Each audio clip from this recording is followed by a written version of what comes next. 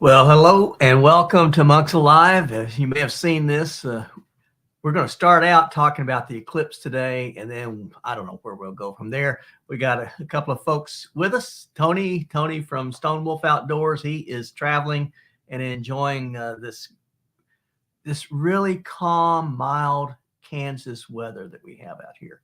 And you may hear some of it here in just a little bit because I'm in the middle of a big lightning storm, big thunderstorm here. And then we also have Al from Newfoundland, and Al is joining us today, and we're going to have a lot of fun talking about whatever and wherever we go. Hey guys. Hey Dan. Hey.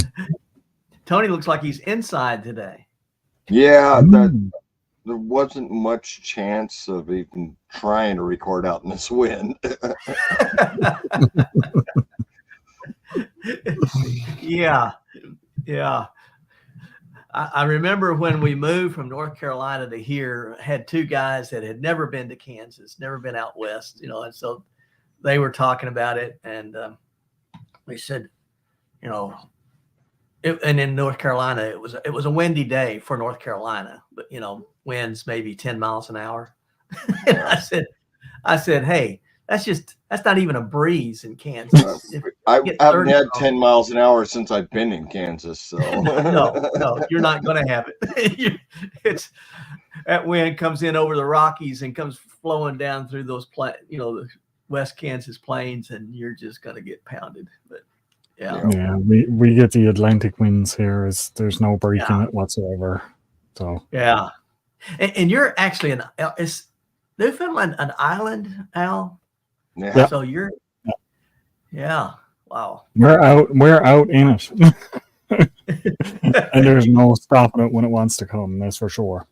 Now, granted, there, like everywhere, there are nice days where it's there's a little bit of a breeze. I'll call it a breeze, but it's not windy. Yeah.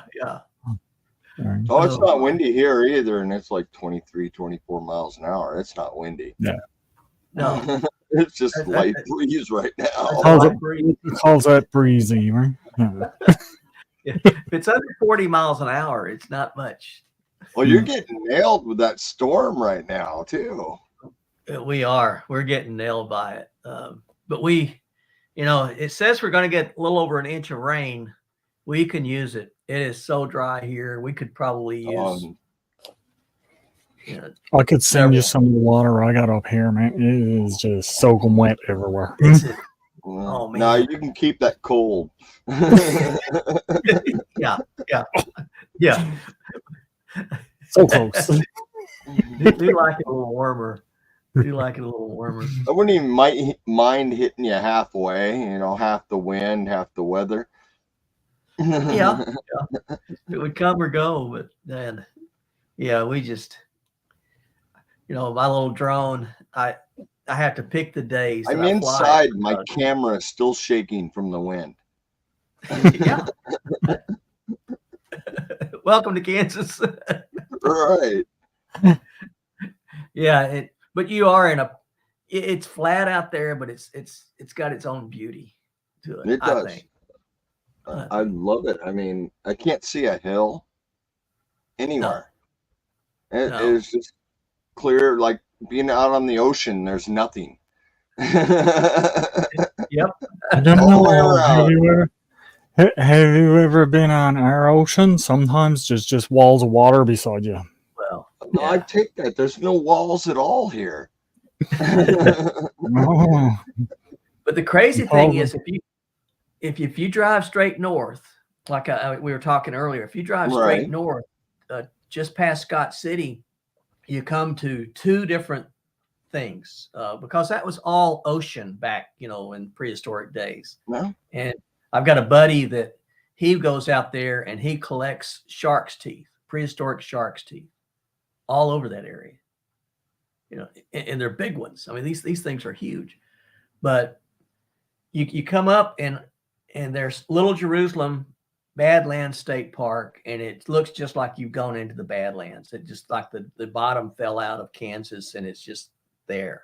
This sort of a canyon kind of thing. I thought Kansas was the bottom, but hey. Yeah. Yeah. But then on the other side, there's they call them monument rocks, and these things are 70 feet tall, and they just stick out of the earth. And I did videos on both of them, but it's an amazing place. So, yeah. What's going on up in Newfoundland, Al? Well, I got really excited the past few days. It hit like in the 40s. So it's been nice. Oh, nice. The snow is starting to melt off, and as soon I should be just getting primed for a nice spring snowfall. Yeah.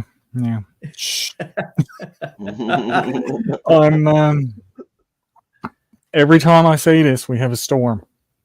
But I'm hoping to be able to get down into the woods pretty soon. Yeah. Yeah. It's at that point now where there's enough snow gone that I can go. I'm just waiting for some of the water to run off now, so it won't be up to my ankles in water the whole way. It should be fun. Yeah. Hey, Desmond. Yeah. Yeah, it's good to see everybody on here. I watched your video, Al, of working on your back porch. Yep. That was fun. It was fun to watch you. There's more of that to come too. I got more wood.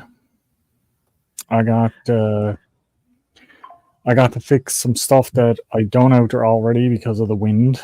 Yay. But yeah, there's going to be lots more for that to come too, because I got like I said, I got more wood, so I'm just going to keep building with getting rid of the tarps and filling in some of the holes and stuff like that. Videos are so hard to watch. I'm a carpenter, and it is so hard to watch. You must do lots of laughing at me, do you? Oh man, it is definitely interesting. I'm using the little mini chainsaw, ripping through wood. Yeah, I thought the chainsaw was a great idea. That's way better than the handsaw. I would have never thought of using the chainsaw for that. Yeah, and it went through it like butter. It went right through that wood, and so yay. Yeah, it cuts through it, no problem. It leaves it a little rough, but hey, it does. You just wait till the next couple you sees, and that last one, I was watching you pound nails into a hinge, and we don't use nails for hinges. We use screws for hinges. Oh, I know. But what I was looking at with that is when I got the nails in through, I can bend them over so they won't come out. Yeah. Because I saw that on the back side of the panel. Yeah, with the wind, the amount of wind that we have, if the wind takes it, it'll rip the screws right out of the wood. Yeah. But with the nails bent over and I'm bending them opposite, they can't pull out. Yeah, you should pound 2 nails into one hole. Yeah, and that'll steady it up. Yeah, and that way your hinge will only loosen so much. But the bottom hinge actually broke off with the wind. The wind took the door and ripped the bottom hinge off. So that's one of the fixes I got to do. People don't even fly flags around here.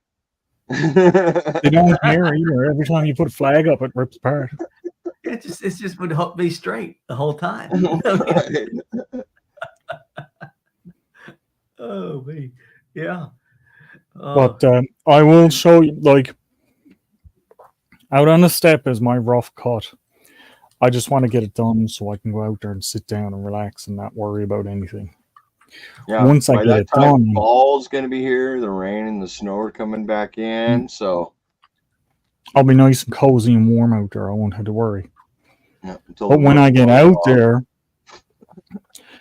you just wait, Tony, because when I get it all done out there, and I'm out there doing the projects I want to do, that's where you're going to see some of the skills that I have with wood. Cool. Because I do. My biggest problem is having the proper tools. Oh, I'm sure of that. Right? Like I really Saw your if hammer. I wanted to that's an old hammer. That's an old hammer. I actually have an old hammer. Yeah. But I do have a new hammer. I just misplaced it at the moment. But I'm like, if I had room, I don't have room, so it's not going to happen. Right. But like a bandsaw, scroll saw. Well, I noticed you got the jigsaw. The That'll wood, cover yeah, I got the bandsaw and jigsaw. the scroll saw. It'll do the same work. It just takes longer. It will, but it's just a little bit harder to control. Versus if you got like the bandsaw, that's Feed it. Bandsaw's not that easy, but yeah.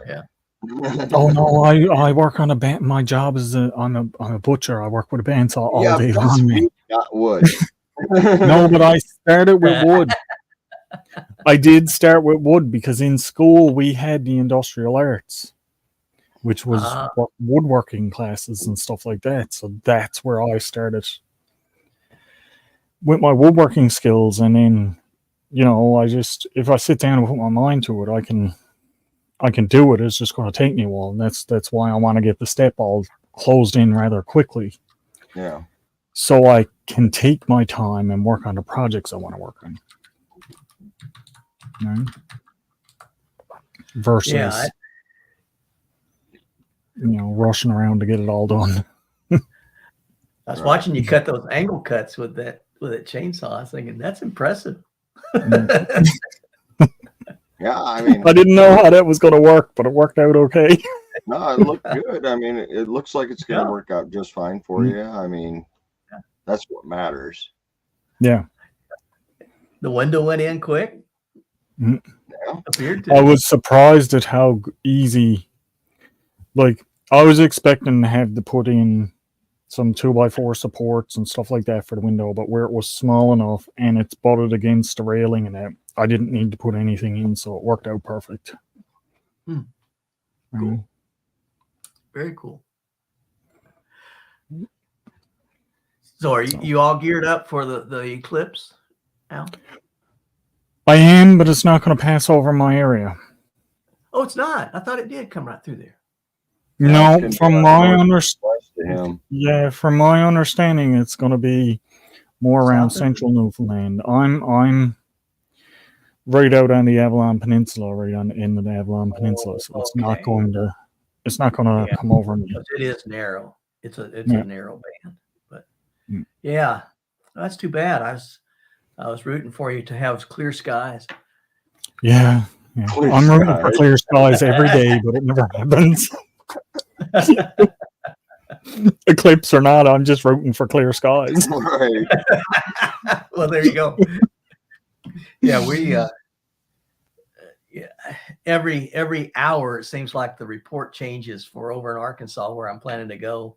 It's supposed to be raining, and then I looked at it this morning and it was just the window was perfect. It's going to be clear right in that window. And then I just looked at it a few minutes ago and now it's sitting cloudy.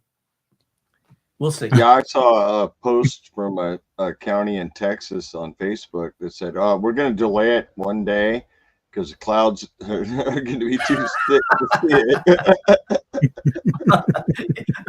That's going to work out. I don't think that's going to happen. Something tells me they're not going to do that. Something tells me they're not going to be too happy with the delay. Yeah. I mean, the last one I was lucky enough to have clear skies for, so that was pretty cool. And did you say you've got a video of that, Tony? Yeah. Let me see if I can pop it up. You do. I'll pull.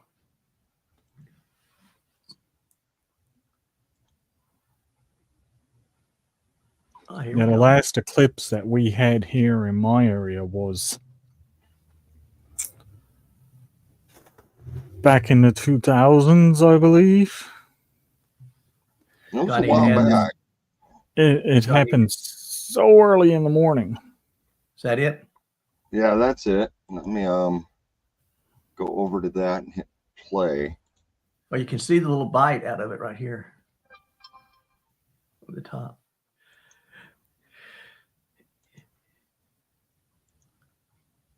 Yeah, Oh yeah.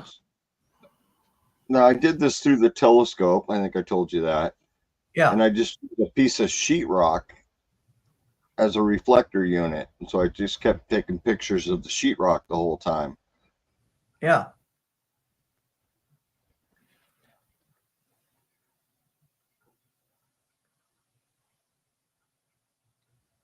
Huh. And yeah, every picture's different because the sun kept changing angles. I kept having to, in between shots, adjust the telescope. Yep. And Yep. wasn't always holding Yep. the sheetrock the same way, so the colors are a little off. But it still gives everybody an idea of what happens during an eclipse. Yeah. Huh.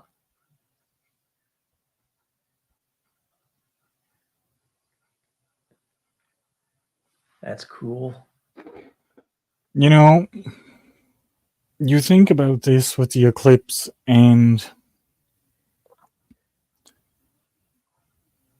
I believe it's because the only reason that this happens this way is that the sun and the moon is a third of the distance or size or something. Yeah. It works out mathematically that if it was off by a few degrees, we wouldn't have this at all. Well, I wasn't in a full path of it, so my path still had a little ring of the sun on it. It still got dark during that point, though. Yeah, there's so many factors. I mean, if the moon, you know, because its orbit's elliptical like ours is, and so if it's further out from the Earth, let me get this right. Yeah, further out from the Earth, that's the annular eclipse, and so you still, even though it might be totally covering the sun will still have that get the outer ring. ring. Yeah, you get the ring around the whole thing. I wished I'd have got that on this one, but that wasn't the eclipse we had. But this one is coming up, you know, it's going to be, the moon is closer to the Earth, so it casts its shadow more on the Earth, and that's when the sun will be totally covered, and all you'll see is that little hair-like gases around for about where I'm going to be. It's going to be about a minute and a half. If you're right in the middle of the path, I think it's 4 minutes that you can actually take your solar glasses off. You can look at it because the sun's totally covered. But as soon as you have that diamond effect on it where the sun's coming back out, then you have to put your glasses back on so you don't burn your eyes out. Wouldn't it be nice? I use the telescope and the piece of sheetrock. Yeah, that's wise. The whole time, even when I was dialing in the telescope, I was looking at the sheetrock. I was not eyeballing through because there was no chance eyeballing through the telescope. Telescope, severe magnification. And I've done this to see sunspots and stuff like that through the telescope also. So I can do it. I can look at it here indirectly. I do have a solar shield for my telescope, but the sheetrock performs so much better. Now, there's Tony, your solar shield, does that have the multi-fraction colors in it? It because you can set it. That looks so cool when you set it up. You can change it from the oranges to the reds to the greens to the blues. I've been looking at a new telescope that'll actually let me work it from the computer, and I'm hoping to find one that'll work for me in my price range at least. I got a couple of these. These are just little, you know, they're Mylar filters, and they set over the top. Let me get this lens. This is one of the lenses I'll use, and they just sort of set over the top of the lens, and then you can zoom it out, of course, and that's 300 millimeters, so it does. This was a shot that I took from that. Hey, camping. That was pretty good. And it's you really can't hardly see it, but there is a couple of sunspots on that one too. But it's pretty cool. I was trying to take shots of Mercury crossing the sun, is when I started started using the sheetrock. Oh, wow. And even with that, the dark side of the sheetrock, I still had to wear my sunglasses to see it. Because no kidding. Even on the dark, because it's by so looking bright. at the Yeah. But I don't got pictures because I didn't do that at the time. I wasn't even caring about pictures, video. I just wanted to see it, just like shots of the moon I've taken and stuff like that. It's like, I just wanted to see it. Yeah. Yeah. When I used to have a telescope and I sold it off, but I didn't take pictures of anything either when I had it. It was just, I just want to be able to see it. Yeah, this eclipse was the only time I brought the camera out, and I'm like, oh, it'd be fun. And every couple minutes, I put the sheetrock up, click, and just keep doing that because I'm constantly moving the telescope. Yeah. Well, that's what this bug monster back here. This is the lens cover that I've got for it. Same way, it's the same material. And these are just, well, I could buy the very nice 100 or 100,000 ND filters to go on the lens, right? For $105, or I could get these for $12. So, $12 sounds better to me. Yeah, use them once. No, that's fine. That's all I want them for, is to get through this eclipse, because I'll be pushing up daisies when the next eclipse comes out. I'm not. Well, you're hoping to be in the path with clear skies, right? Yeah. We'll see. I think I'm going to be in North Dakota. No, I'd like to have the resources, to be able to follow the eclipse across the continent. Yeah, that would be fun.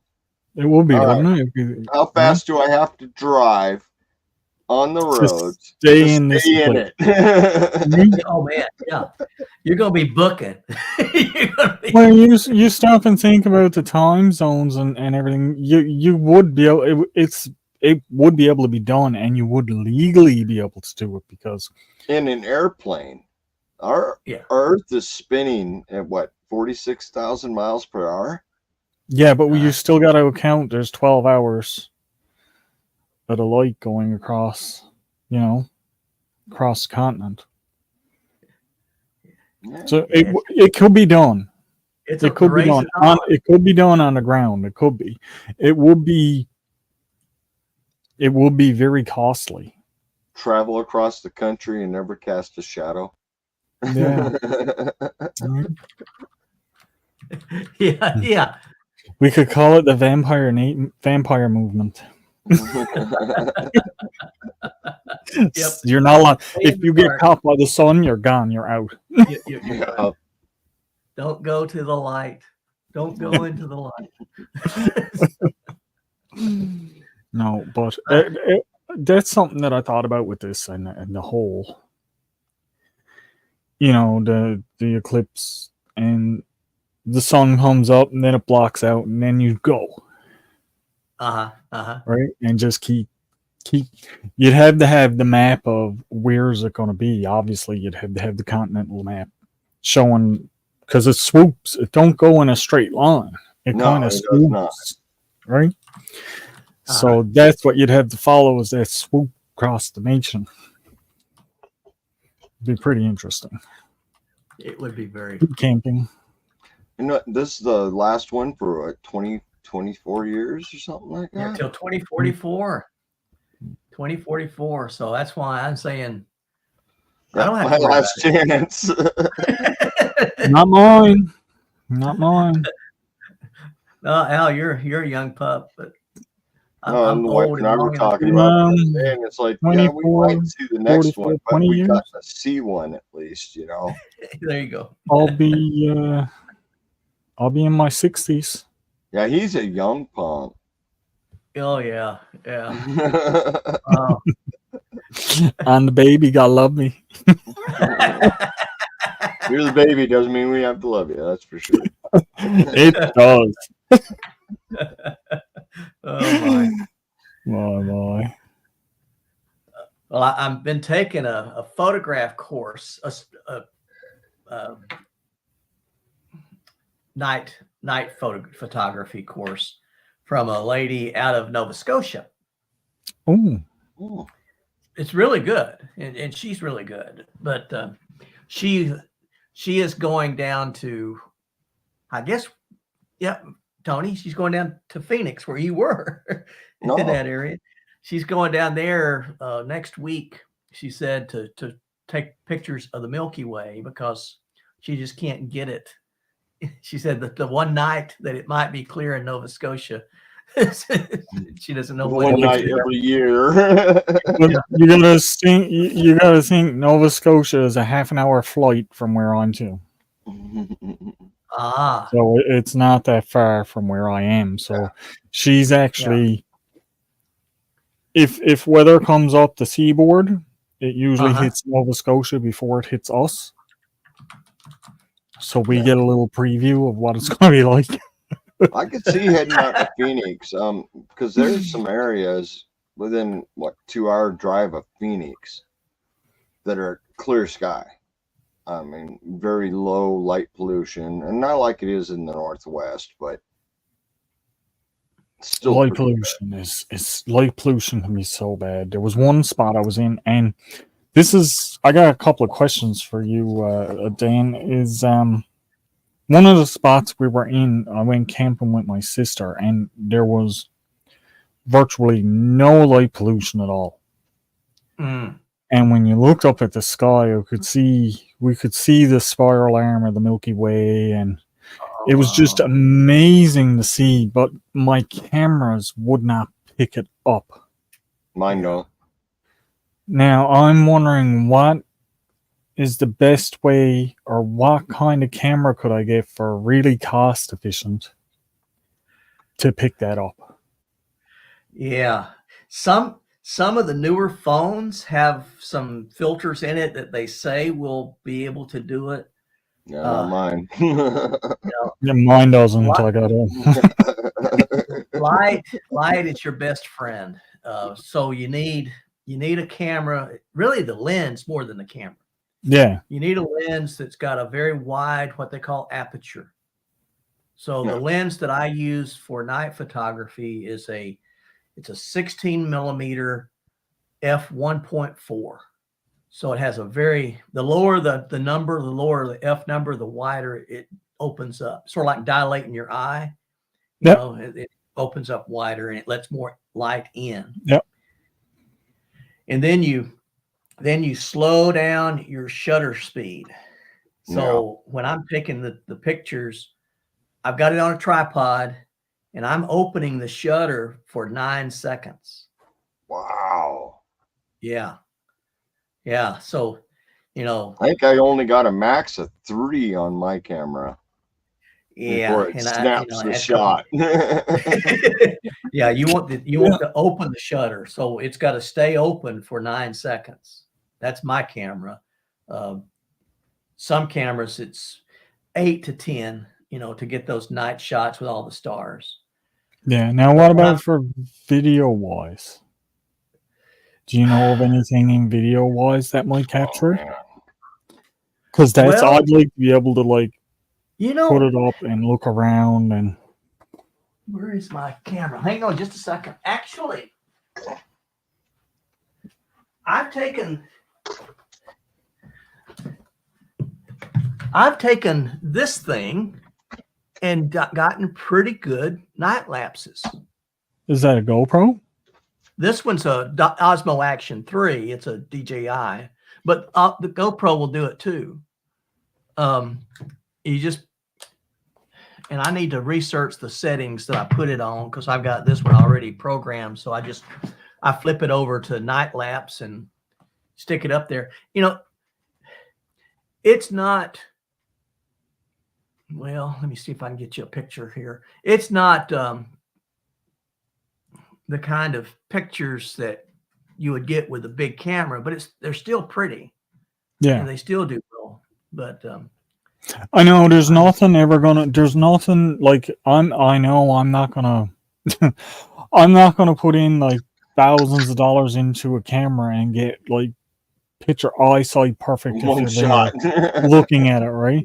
I know that's Yeah. not going to happen, not by a Ollie. long shot, but when I look up at the sky in the nighttime with my cameras, I'm lucky to get a good shot of the moon when it's full and bright. You know, it comes out hazily, pixely. I've been So- working on my moon shots, and I have definitely got it pretty close to dialed in. Yeah, like look at that. Yeah, that's Really? nice. I can't See, do that one was taken using this lens. No, I'm sorry, it wasn't using this lens. That was taken using the one that I'm doing this video with, or this on my other camera. That's the Sigma 16 millimeter f1.4 lens. Nice. And See, because even if I invest in a good camera like that, whereas see, like I can't get a shot like that. that's nice. But if That's Tony. Yeah, but I can't get a shot like that. Not with my cameras; they don't come out any good. Like that would be a white blurry mess. Yeah, that's all I used to get from the same camera. Yeah, And now I've been working with it and working with the settings and stuff. And now I'm actually seeing definition of the moon itself. Now, maybe if I use my camera, maybe I'll play around. Well, I'm going to play around with my camera first because my camera can do the photos and everything too. It doesn't just take video. You can take still shot photos and that with it. And there's tons of settings on it. But I know the camera is not, like it was $140. Wasn't a high-end camera, but it's really good for what I'm using. Now, this is Canadian, Tony. Okay, so a little bit more I spent. so it's not expensive, right? It was like if for you guys that was like 12 years ago too. I bought that camera. Yeah, so like if you guys were to buy my camera, you'd probably pay like $80 for it or $70 or something like that, all in. But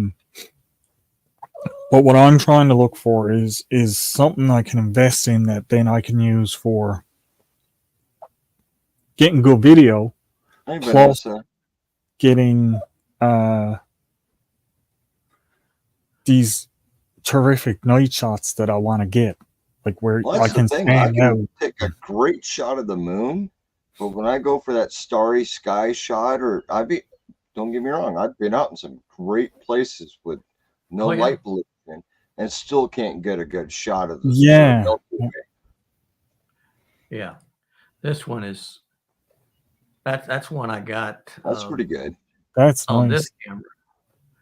But Tony's, I mean, that's good. That's very good. The one that I'm using for this live stream it's a Sony ZV-E10. Now it's about $700 for the camera. And then the lens is that Sigma 16 millimeter. And if you buy it new, it's around $300. I'm having a hard time taking notes at the moment. Or it's going to hell. There's a whole bunch of cat scribbles there. This is what the normal shot of the moon looks like. Yeah. Here we go. Yeah. This is what you normally see when you take a picture of the moon from most cameras. And that is what I'm getting a lot of. And to catch a starlight, no, it's not happening. I mean, it was just a matter of changing a couple settings, and I went to that. Yeah. That's what I'm hoping. Change your ISO and you. I mean, it's just those are the big three. If you can change them on your phone, your ISO, you probably can't change the focal length. So you probably can't change on your phone. Like this f1.4, I can raise it up. I can narrow it down to f8 if I want to. Yeah. But on my phone, I can't do that. It's a fixed focal length. But you can change the ISO, and you can change the shutter speed, and you play with those two. Those are the three settings that you're going to deal with, and you change those, and you can get. I mean, that's a nice picture, Tony. Very nice picture. No, I ended up with a few decent ones, a bunch of blurry ones. Don't get me wrong. Yeah. I mean, you got your tripod set up, and I got, I don't got the greatest tripod. My good one is in storage because it weighs a ton. But that's the difference between a great shot and a bad shot is how stable your tripod is also. Stability is everything. Yeah. Trick I learned for the stability using the telescope is tie something heavy into the middle of the tripod. Yeah, the one I have in storage has the hook underneath of it where I can put a weight on the bottom of it.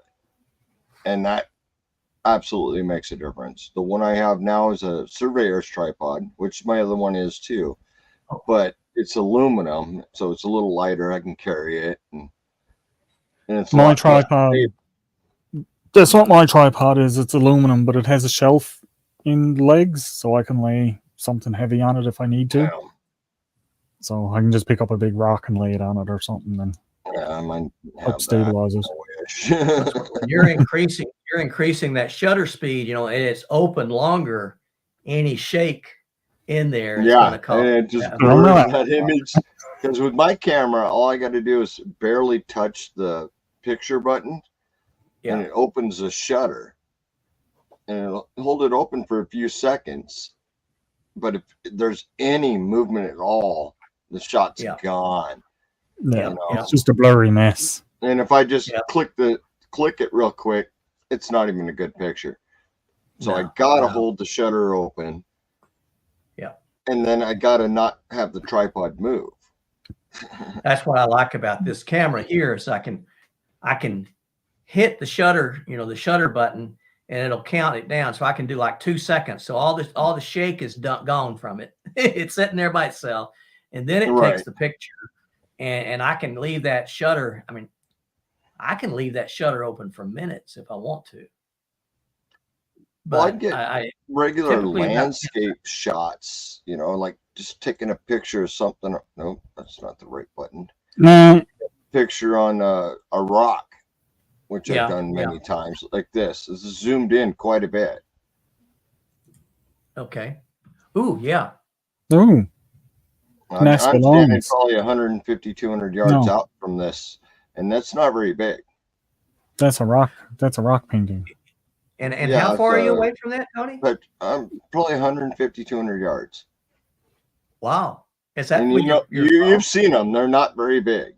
Oh yeah, they're not big. Yeah.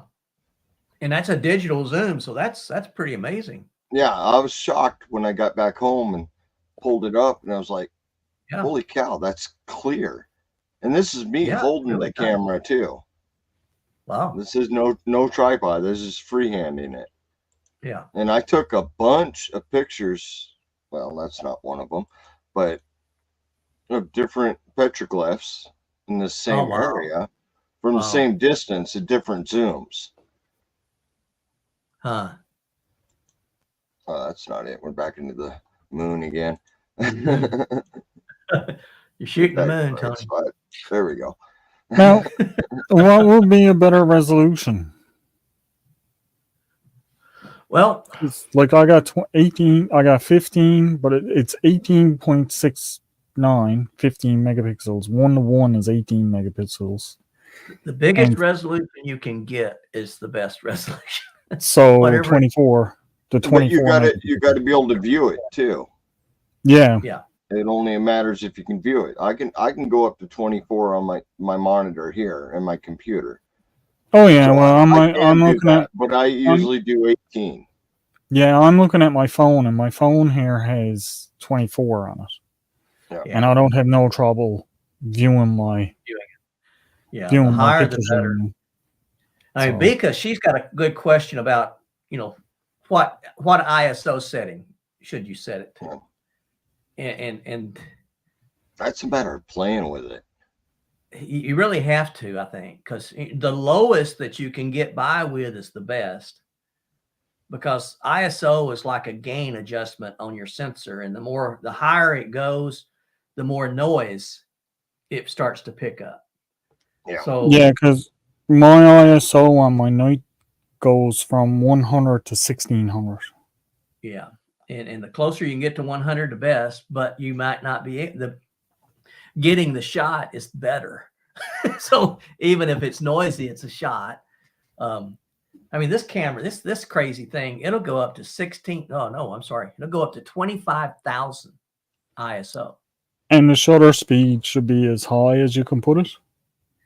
Shutter Or as speed low. it depends on what you're taking pictures of. If you're taking pictures of a still Well, like the object, birds. yeah. You've been doing a lot of bird shots. You don't need a high shutter or a slow shutter speed for bird shots.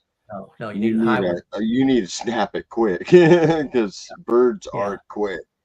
Like, I mean, even with I got a eagles, bunch of them on my camera. I Still just have 1 not over 1250 is what I use for eagles. For like sparrows and things, that's if they're flying and you can catch them, you need like 1 over 4,000. Hummingbirds, to freeze the hummingbird's wings. Yeah, I don't have a camera for that. Yeah. I got lots of pictures of hummingbirds, but not a one where I could go, even video on them. I can't even pull a clip out of there with a frozen wing. Nope. Yeah, they're so fast. They're so fast. Yeah. That's my. I'm gonna have to try this with my phone because I was just playing with the ISO and the shutter speed. The shutter speed is actually, if you go 1/4, it's faster. Up 32, it's open for the 32 seconds. Oh wow, yeah. You might get a good night shot with that. I tried. Experiment's the only way you're going to do it. Yeah. But like my phone has the different settings like AR lens, night, portrait, photo, video. Yeah. And they all suck. You got to play with the settings individually with each one to figure it out. The photo one is usually pretty good, like because I gotta sit on the panoramic makes some of the greatest shots too. Yeah. I've never played with the settings on my phone. I have an S22. I've never played with it. Well, that's the thing with my phone. I was playing around with it, but I didn't know what to play around with to get it to work. That's why I wanted to ask you guys these questions and everything. Doors. I put a pillow on my lap so I could have my book there to write on, and this is how it ended up. You got a friend. Sounds right to me. So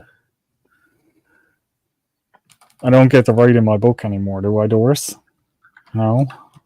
I don't know if can you see your exposure setting on your phone? That will it show what your exposure is? No, it just gives me the only things it gives me is ISO and shutter speed. Okay. Well, better and when I closed it, it automatically reset back to auto.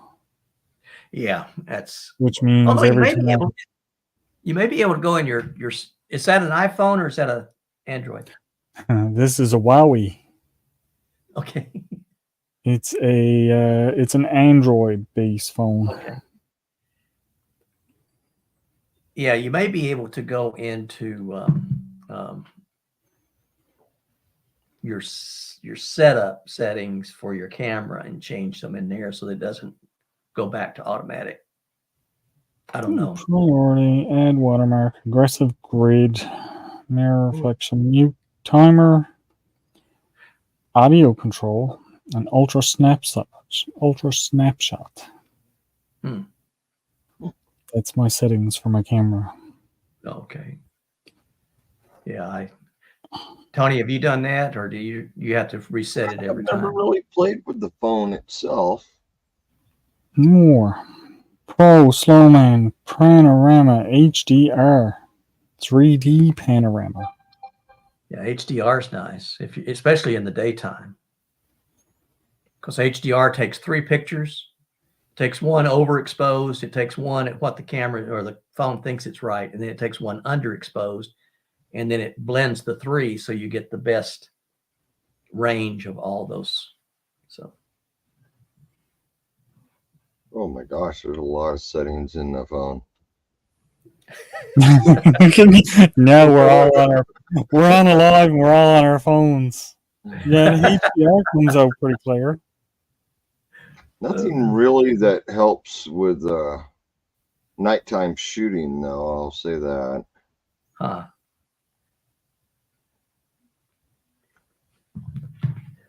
No shutter speed, nothing like that in mine, at least. At least that Maybe I can find that. We'll see if I can find.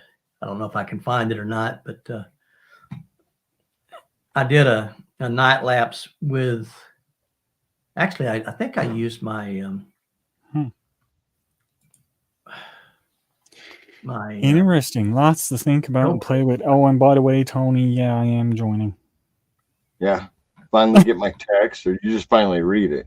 I just saw it there. Playing around with my phone, right? I just saw it there. It's like, oh yeah, I'm joining. I'm supposed to be getting rain soon, but I don't see nothing. I just did up my time lapse of all of March. Oh. So I have the entire month of March in one video. Oh my goodness. I think it works to be 40 minutes, I think, for the full month. Wow. That'll be out tomorrow. Up on my channel. Yeah. I thought you put out a video today. I did, but I'm doing my regular videos. But at the end of every month, or the beginning of every month, I'll be putting out the previous month time lapse. I'll check that out, BK. Yeah. So it's it looks pretty cool too. I was watching it, and there's one spot there. When I was looking out my window, you can see the roof of the fish plant, and that's where you can really notice the difference in the snow coming and going. And the ice in the bay, you get the ice in the bay and stuff like that. We didn't get no ice come in this year. I was kind of hoping we would, but none came in this year. Only happens about every 4 or 5 years that an ice flow comes right in the harbor. That's pretty cool. So yeah, I'm glad I got it when it did come in. Yeah, because I got it on a time lapse last year, coming in and going out. Huh. But it was only in for a day or two, and then it was gone.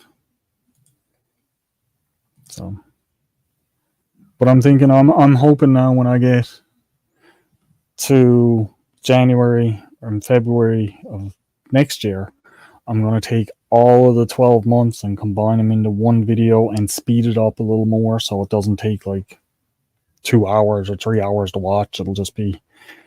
It might be 2 hours because it's going to be 12 months.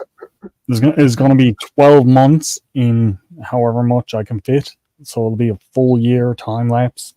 Seasons change. Yeah. Huh. Well, I kind of got one of those in the works where one of my camp spots that I always go to.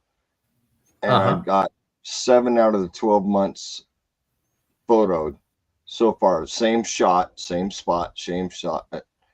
Yeah, and once I actually finish the other few months out of that, I'm going to time lapse that together, showing the seasons as it goes through. I got all the winter ones. I just never go to that place in the summer. I don't know why. That's all still shot you took, is it? Yeah. Yeah, I was trying to do that. Shot, still shot.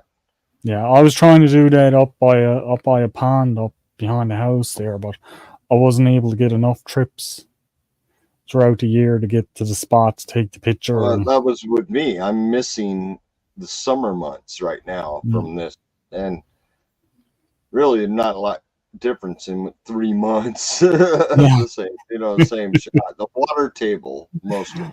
Mine was the opposite. I was missing all the winter months because I couldn't get down there. See, I go camping in the winter there. Well, I used to. Yeah. Now I'm spending the winters in Arizona. Nice. That's all right though. But Yeah. it looks nice when it's done. You know? Uh-huh. Have y'all thought about doing a calendar? No, I haven't thought about doing a No. calendar. That would be rather interesting to do. Go and get the 12 photos and Yeah. do them For up. both I of could you probably guys, I think that find would an be easy fascinating. 12 photos to do a calendar. Yeah. I could actually take 12 nice still frames from my videos. Yeah. Yeah, Yeah. year round, because you do have shots year round. Yeah. And you could do sort of your migration tour, Tony. Yeah. Yeah. Sunny every day for 12 months. 12 states. But a different time. Yeah, I think that would be neat. I think that would be neat. Hmm. Yeah. You know, I use a thing called Wirestock. Are you guys familiar with Wirestock? Mm. You can post, I mean, they got pretty tight parameters of what they will accept, but you post your pictures on their site and they sell them. And, yeah, it's not a get rich quick scheme, at least in mine anyway. But, you know, I've made a little bit out of it from posting videos from hikes and different photos. But, you know, something like that, and then, or, you know, having your own calendar to do. I think that would be fascinating. What's it called? Film stock. It's called Wirestock. WIRESTOCK. Yeah.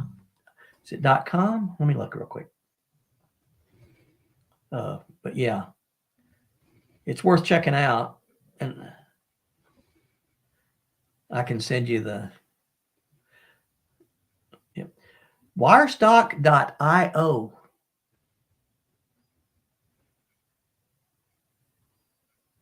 I've noticed that lately a lot of sites are doing .io instead of .com. Yeah, I don't know what that is. Well, they got reach out further. I think really? it's artificial intelligence taking over. You need another dot. Maybe they're trying to all get us go to the moon on Jupiter. Hey, or you Saturn. lower the price where I can afford it, I'll go. Oh, I'd love to. That's interesting though, because I do have some nice pictures that I done already. Yeah, that same. I've got years and years of doing photography, and well, Instagram was I don't even all post Instagram was hardly. pictures, right? Yeah. So I mean, like I done Instagram, and I done like I was doing the tiny world and stuff like that on Instagram, where I was taking pictures of really tiny things and making them bigger so you could see them, right? Yeah. And I mean, like it's definitely something to look at. Yeah, check it out. I mean, it's there's a free version, and then there's one that you can pay for. But the free version you can still upload. I forgot how many photos. It's like this guy. Oh, fun! I like him. Isn't he cute? Neat little spider. Yeah. That's one of them little black and white zebra jumping spiders, and he sat there long enough for me to get that. That looks like Nicky.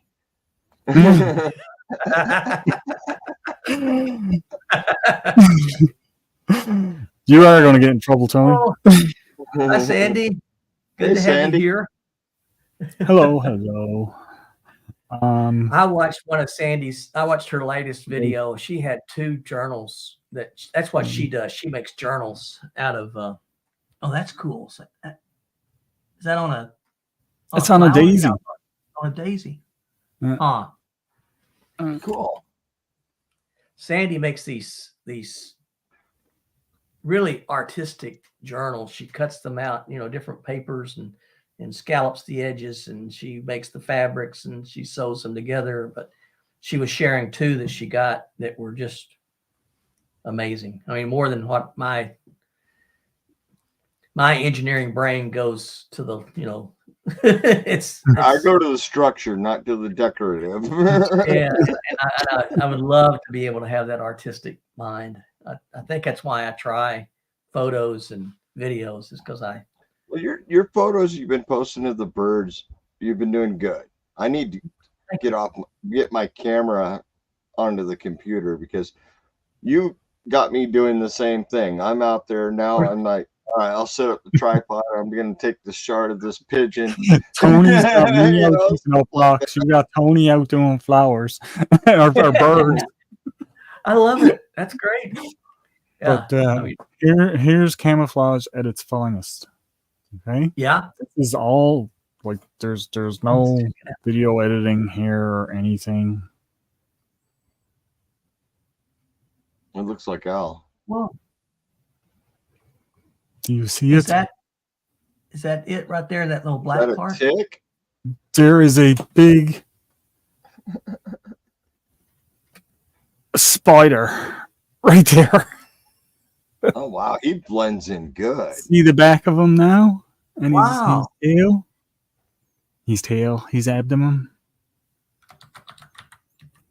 He blends right in with all the dirt and that's there. It was just by chance I saw him scurrying along. I was like, oh, stay there for a minute. Yeah, I take a lot of pictures, stuff like that.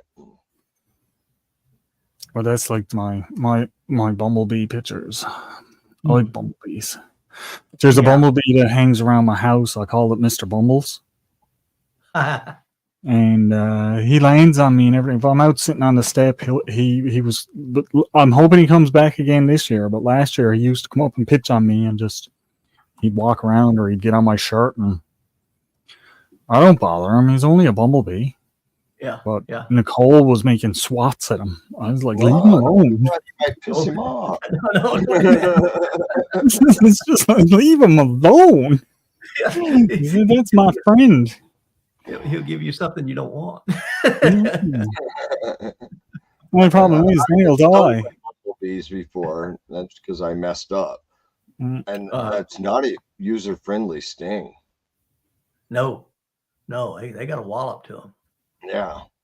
Well, their stinger goes in you, and when they pull away, the venom sac actually stays on the stinger and pumps venom into them.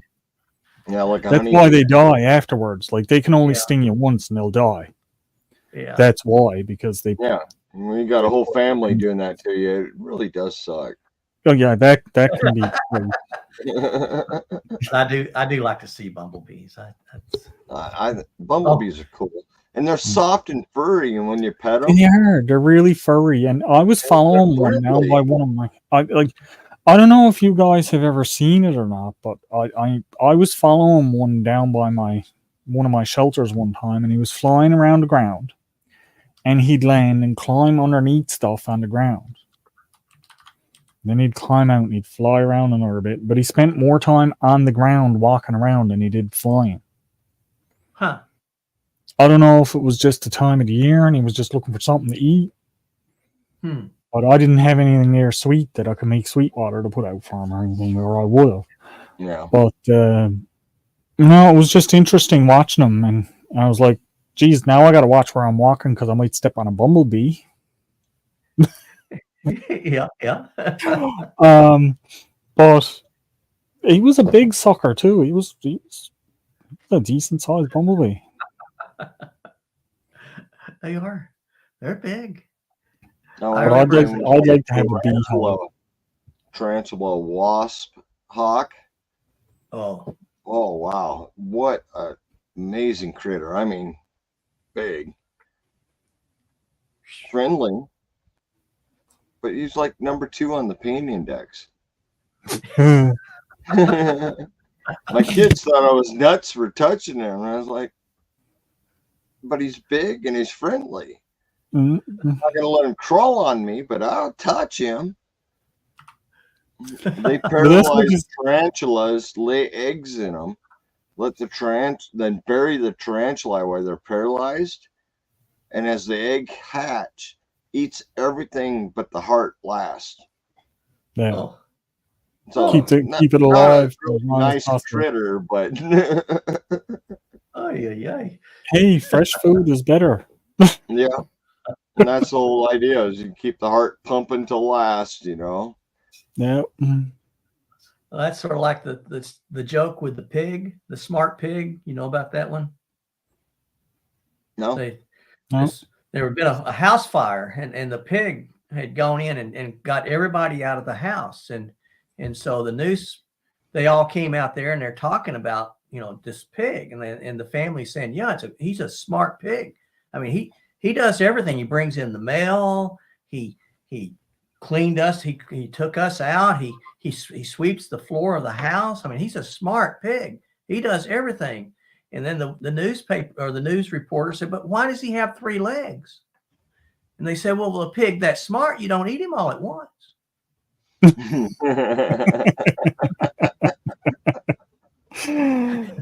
That is almost as bad as the live that I was listening to. Nicole was listening to a live last night, and I'm not going to say where it was or who it was or anything like that, but they had a pig as a pet.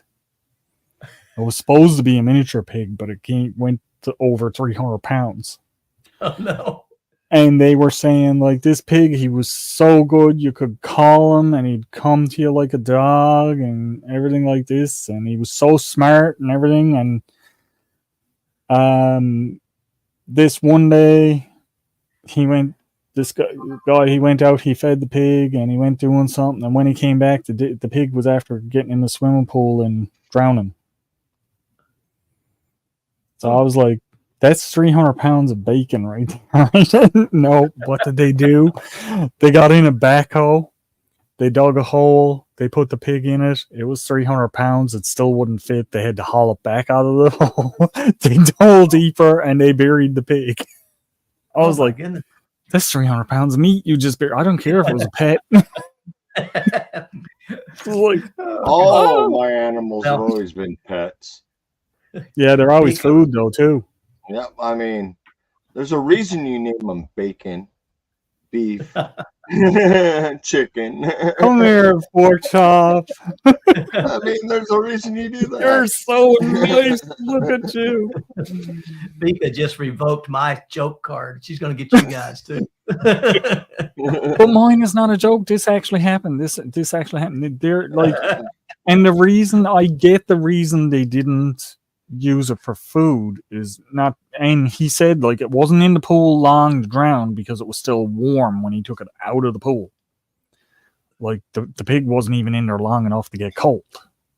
So he would have fit in the smoker, no problem. Yeah, but the reason they didn't eat it is because they have kids, little kids, and the kids saw the pig died, and they're not going to eat it. Yeah, you wrap that thing in a blanket. You bury the blanket. Yeah, you get a couple of bags of hay, and you bring bags and you stuff them full, so they're like a 40-kilogram bag of brim bag is pretty big when it's stuffed with hay. I know because I used to carry 40-kilogram bags of feed from my grandfather. Yep. I know how big they are. They are. And you stuff one of those suckers, yep, and you stick a couple of little wooden legs on it, man, you got a pig in a blanket right quick, like. Never mind the truck that pulled away that said butcher on the back. 23-pound ham. Yum. Yeah, that's a long time on the smoker, nice. though. I do get, that some people get really attached to their animals and they can't foresee it being a food source. Then you should have never got that animal. But that's the thing. You shouldn't have gotten the animal. If you're going to get that attached to them, don't get them. They're not pets. Even you can make them pets. Can taste good. Yeah, you can make them pets, but they're typically not a pet. They are a food source. So, I mean, Do you name her plants too? Is that corn on the cob going to be a problem when it comes to Stanley. That's I Stanley. mean, The corn on the cob. That's Stanley. I like it. I like it. I got some tomato vines starting to grow there now. When they get around the room, I might name those. Yum, yummy, yummer. Oh goodness. Ketchup. Sandwich. Over easy. Yeah. That one's gonna be called spaghetti. He's getting kind of big. Yeah. Oh, I like Sandy's idea. You raise the hog and have a moment of silence before they eat. So Yo. Well, this is where it comes. Yeah, you raise your animals, you respect your Dad animals. used to label them Rusty steak, Rusty hamburger, because the dog's name was Rusty. Our cows were dogs. I mean, it's simply how we raised them too. But I mean, like, you got to treat your animals good. Don't get me wrong. You don't just cage them up and leave them there because they're food. No, you still got to treat them good. You got to raise them right. You gotta take care of them. Treat them like family till they go in the toilet. Yeah, but I mean, like that's what it all comes down to. Is you as much as you treat these animals good and with respect and kindness and look after them, and if they're sick, you get stuff to help them get better. Yep, and they'll love you back. End of the day, you got a nice plump chicken or a nice big pig or like a freezer full of beef, and the thing, goats. People eat goat. I see so many people with goats as pets. There's somebody in there on the road. I was driving in one day and they had the goat down on a leash, taking it for a walk. And of course, the goat was up on top of the fence walking, and he's down on the ground looking up at the goat saying, "Get down." The goat's just looking at him. I was like, man, that'd be down pretty quick because it'd be in my freezer. Well, I don't know how this conversation really got off the rails here. Yeah. Funny how things turned around. Weren't we talking about the eclipse? That was as far as and now we eclipsed the whole conversation with pork. That's why my brother he just came on and said, "Looks like I came in at a good time. We had spiral porky for lunch yesterday." So, hey, Jim. I mean, I thought one of the big reasons this is stuck in my head now is because we're looking at turkey, and we got turkeys. I mean, look, we're just coming off Easter. Lots of people have turkey dinners or prime rib dinners or just that or everything else. And I know lots of people that raise turkeys. Yeah. And when they raise them, they don't eat them themselves, but they'll kill them all and sell them off. But they won't keep one for themselves because they raised them. It's like, are you for real? Turkey is such an interesting bird. In the wild, they are intelligent. Yeah. But you domesticate them, and they are stupid. Just kind of like a man, isn't it? From a woman's point of view. Well, that probably is. Well, they're nice and intelligent, but when you domesticate them, they're kind of stupid. Man, yeah. Oh goodness. Well, I like the way that Sandy's saying that they're going to name their sliders Solar Eclipse. So that sounds good. Okay. Guys, it's we're moving into new territory here. Hey, Glacier.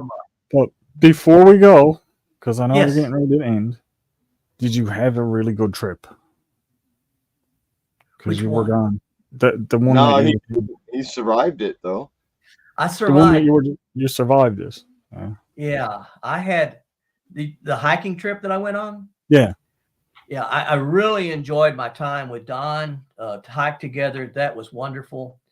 But for the very first day, I mean, we were at the trailhead getting ready to leave, and I got really dizzy. And I thought my blood sugar had tanked because I'm diabetic. And I thought, okay, my blood sugar tanked. So I had a pocket full of jelly beans, and I snarfed those jelly beans. and that sent my blood sugar through the roof. And I spent 3 days trying to get it back, and I couldn't eat. So for 3 days, we hiked through those mountains. I wasn't taking any food in. I was burning all these calories going out. And at the end of it, I was a wreck. Oh my God. It took me 10 days to recover from that. That's not easy to bounce back off of. It was hard, but now I am bounced back. I'm feeling good. Hey, Glacier, yeah, I had a trip I'm like doing that fine 2 now. years ago. It was horrible. I went 3 days, no food, being absolutely active, just drinking water, drinking more water than you should consume. Yep. Just trying to get by. Yep. And doing these hikes, and it was like, oh man, how my kid, like, I can't believe you're doing these hikes. You know, he was just shocked that I'm still able to do these things without taking in any food. And it's like, just putting water in. It comes down to our old stubborn attitudes that we have. Yep. No. I'm getting too old for that stuff. But yeah, that's what Don, the second day, I could feel each day my energy was going down. And Don said, you want to call it off? And I said, no, I'm not quitting. You're old and stubborn to quit. So quit's not in the vocabulary. The last day, the fourth day, we were hiking out, and it was 6 miles, but it's 6 miles up.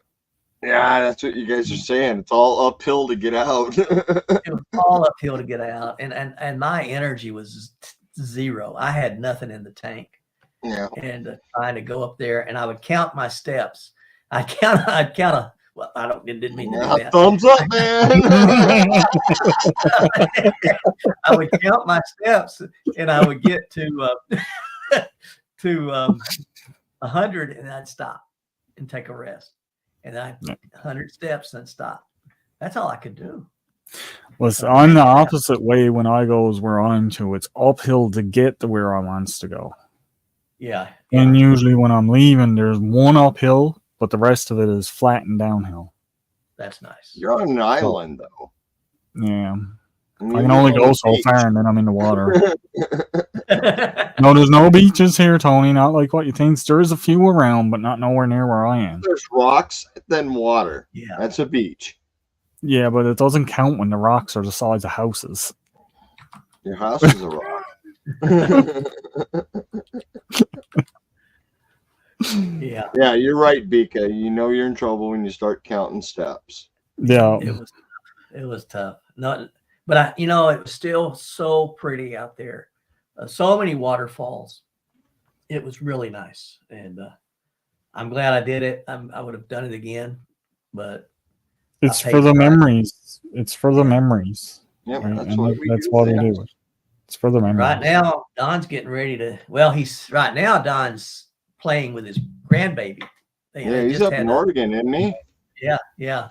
His kids just had the granddaughter, and then so they're playing with her, and then Don's going to start the Pacific Crest Trail. Yeah, he's doing the PCT. He's nuts. Luckily, it's a year in the mountains, so he doesn't have to worry about the snow as bad. Yeah, but man, that means on that other end, you got that desert to deal with. Yeah, I mean, I couldn't. If I skipped half of California and did it, I'd be good. I've already done Washington. Oregon be no big deal, but that southern half of California, you can just keep that part of the trail. That's got to be. And there's no good time to do that. No, there's not. I mean, if you start in maybe November and do it, it's still going to be 90s, most of the way. But I can't. My body don't regulate that heat anymore. I just can't do it. I overheat so bad it's not even funny. Even in the wintertime, I'm sat down now, and I half the times I can't even sleep with a blanket on me, and it's the middle of the winter, and the heater's down. And I'm just like, nope, it's still warm. Well, that's the thing down in the desert. At night, when you're trying to sleep, it's not warm. It's the opposite. I mean, No, the desert cools off cold and drastically. dry. Yeah. I mean, it's just cold and dry. Well, I think I'd rather be cold and dry than cold and damp, the way it is here. Yeah. But maybe I'll start hiking some of the trail, the East Coast Trail that's here for you guys, and let you guys have a look at that. Oh, that'd be fun. Just brushes your back door. Actually, the East Coast Trail starts. I have some of the East Coast Trail you've already seen because I walk up it a little bit to get to where I turn off to go to the woods. So some of it you're after seeing, a very small part of it.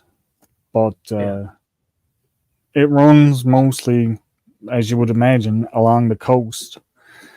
And there's some nice little sights that you could see along the way, like the spout. I'd like to get down to the spout so you guys could see that, because that's a nice little thing. So cool. Maybe that will be in the works for this year, and I'll go on an overnight down to the spout. Ooh, that'd be fun. That'd be fun to see. Yeah. Guys. I know, Dan. We ran past dinner time. We're glad. I don't want to, but at the same time, but I'm on the same time zone as you now. You are, aren't you? Yeah, for the first time. I want to eat. I'm hungry. I want to eat. I want to be here. Can't be in both places at the same time. So guess what? I'm going to eat. Food always wins out. Well, I really enjoyed it. Thank you guys for joining me. And it was fun fun to talk with all the folks that we had. It's great to be here. Chiming in. It was good. And yeah, let me know how your camera settings work out, Al. I mean, I will. I'm like Tony. I mean, even with the moon shots, I just started playing, and it was sort of counterintuitive. I started. How was it? I actually had to speed up my shutter speed a little bit because it was getting too bright, and when I sped it up a little bit, and then I could start seeing the details, and that helped me. But yeah, well, you guys take care. You too. Everybody, thanks for coming. Been fun. Yep. Stay safe, stay healthy, stay on the path. God bless you. And I'll take there care. We go. Bye-bye. See you, everyone.